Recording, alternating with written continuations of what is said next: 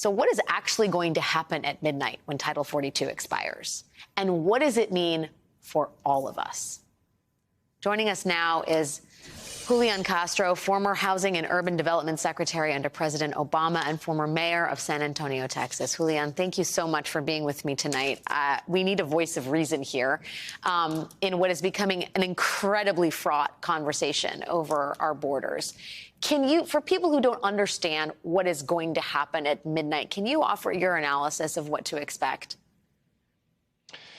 Yeah, thanks, Alex. Yeah, so at midnight, as you've said very correctly, Title 42 is going away. And in its place, the United States is going to go back to Title 8. That means that many folks who never had an opportunity during these last 3 years to make an asylum claim are going to have the opportunity to do that under Title 8.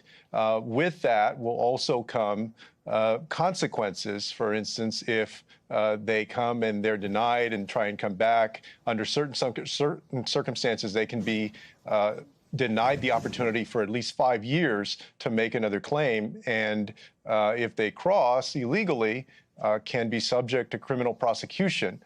At the same time, the Biden administration has put in some new rules that is going to make it harder for people to claim asylum if they haven't done that in another country. So what does that mean for all of those people that we're watching in these videos of folks along the border? It means for a lot of them that their misery is going to continue. They're waiting. Their aspiration of having a better life in America is going to continue. For a lot of them, it's ultimately going to also be denied. And I remember about 4 years ago going down to a migrant camp on the other side of the Texas border, South Texas border, and seeing that misery firsthand, people who were fleeing hunger, fleeing persecution, fleeing destitution, who were following the path that folks have followed for generations of trying to come to the United States as a beacon of opportunity. I fear that in this moment, Alex, aside from all the technical changes that we're seeing, what we're really seeing is the death of a philosophy that said, we will welcome you as immigrants and asylees in the United States of America. It's always been true that the majority of people who seek asylum did not actually get it in our country. But we have made it so much harder, especially under Trump and now even under Biden, to get asylum in this country. Why? Can you explain why that is? And also, well, let me make this a two-parter. One, there is a broad expectation that there are going to be thousands of migrants, tens of thousands, coming across the border and northwards. Major cities are sort of, if you will, bracing for impact, which is to say, figuring out how to allocate resources. Do you think that is accurate? And if that's the case, why isn't there a better plan to help these folks and help the cities that will be in charge of giving them shelter and resources? Because it does feel like in this moment there is a discrepancy between obviously the fear-mongering at Fox, but the reality of the needs of these people as human beings and what they're going to be greeted with when they come to these cities northwards.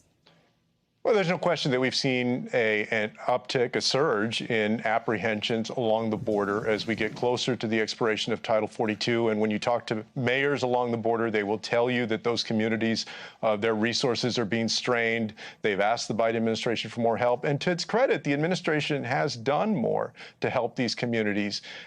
So we are going to see some surge of people, but it's not going to be the cataclysm that you see on Fox News, the fear-mongering that Trump and others have put out there. The thing is, this was very predictable. Yeah.